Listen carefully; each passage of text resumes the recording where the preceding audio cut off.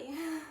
I was supposed to do an episode of Ask the Romance Novelist this morning, but I did it again.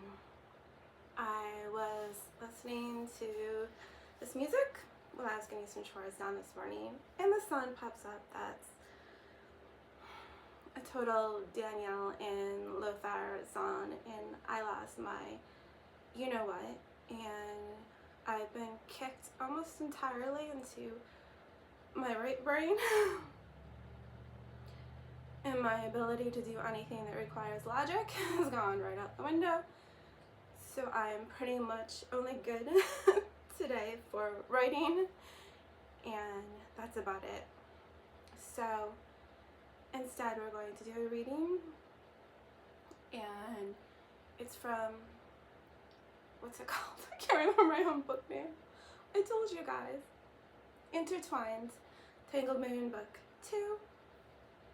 So for a little bit of grounding, so that you guys won't get too lost, Danielle and Lothar are both werewolves, but Lothar, the beast in him, has some issues with being a little over possessive and protective of Danielle, which creates some difficult limitations on their relationship. And in Intertwined, that comes to a head, and they both basically just have a breakdown. Okay. That's the ground, so you don't get too lost at what's going on here. Oh, I need to introduce this. The shirt is now on my Etsy shop. It does not come like this. It comes as a regular shirt. I did that myself. I drew this and is now available on my Etsy shop called Tangled Moon Books. You can find a direct link on my Instagram profile. It says, see it? Darcy Branwyn on the back. If you buy something from my Etsy shop, it's almost like a GoFundMe, to be honest, but my own version. I am doing these drawings myself and having them printed on t-shirts and coffee mugs and tote bags and things like that, and there will be, okay, stop picking your shirt. There will be more products coming soon, but if you buy something from my shop, you are funding my next book. You're allowing me to continue going, to making these videos, to doing readings, to doing Ask the Romance Novelist, all of that. So know that if you do decide to get on my Etsy shop and purchase something, you are totally and completely helping me to continue with my work and to be able, I can't talk, I told you, my brain's not working, to be able to keep providing you guys with stories and to keep doing this. So this isn't just like an extra way for me to make cash. Trust me, if I just wanted cash, I wouldn't be writing books. I would do something much more lucrative than this. Okay, so there it is. There was a little whoopee. So, Tangled Moon Book 2. Danielle had no idea how, but she found herself on the bed, breathlessly beneath his weight. She hooked her leg around his, finding that it fit just right like that. His hand slid over her thigh, her other leg around him too. They were free. Were they? Yes, they had to be. She worked her hands under his shirt, pressed her palms against the hot, smooth skin of his back. Lothar, she managed between gasped breaths. Have me? He kissed her hard, groaning against her mouth. The next thing she knew, both of her hands were pinned on the mattress above her head, and he dragged his mouth away from hers. He leaned over her, his eyes black, tendons in his arms flexing with tension. He closed his eyes, and a shudder rolled through him. Was he going to have her? Or was he going to stop? She tried to pull her hands free, but he wouldn't let go. Prazzo, she said. please. He didn't move, didn't open his eyes. She could feel his mind now knew he was ready to snap.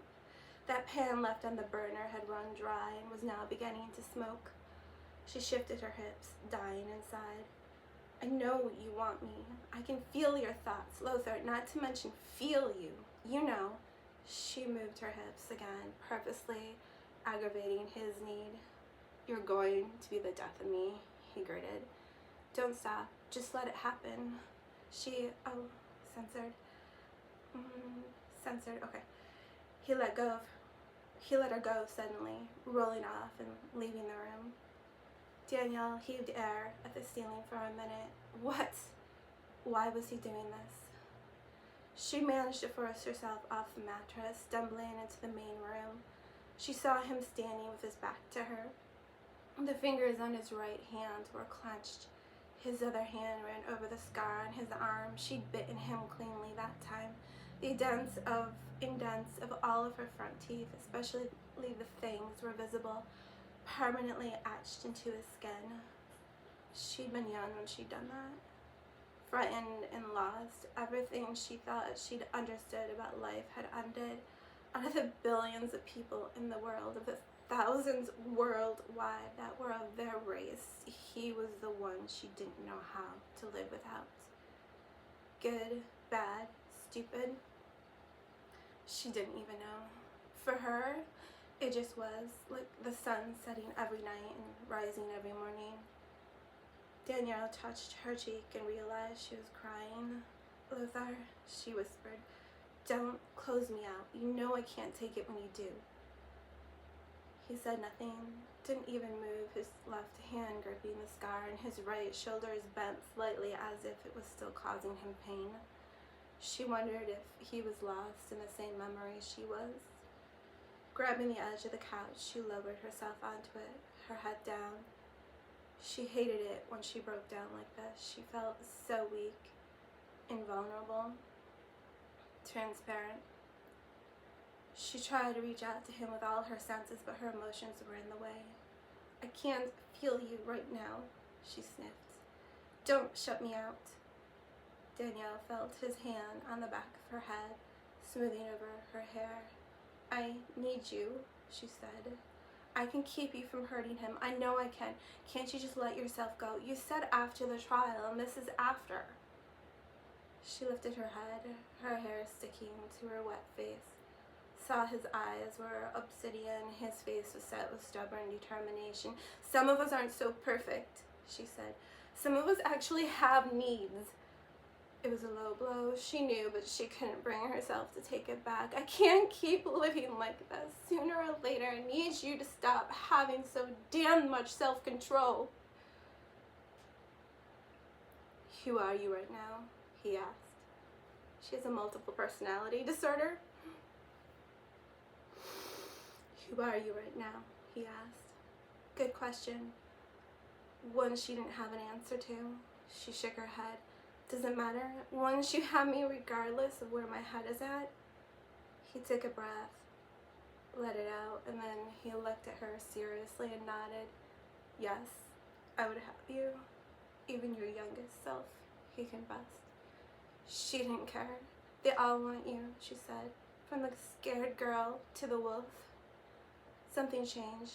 It was like a barbed wire fence inside his mind had bent and given way. She sensed it. A tsunami breaking against the flood wall and the wall crumbling beneath it. Lothar slid to his knees, wound his arms around her and pulled her onto him. He stood, lifting them both up, her legs wrapped around his waist. Afraid to say anything and break the spell, Danielle worked at freeing the buttons on his shirt as he carried her into the bedroom. If he stopped now, she would hate him for all eternity. No, she wouldn't. She still loved him. Okay, so I'm utterly useless for the rest of the day. Well, not entirely. I guess I'll get some writing done while the mood's there. And well, I'm probably not going to get anything productive. Well, that's productive, but you know what I mean. Other things probably aren't going to get done today. And sometimes that's just the way it is. I guess you gotta go with the muse when it hits. that's what I have for you guys today. Dang, this is long. Hopefully it was entertaining for you. And I will be back with my Ask the Romance Novelist when I can think again. Okay. Alright. I'll talk to you guys later.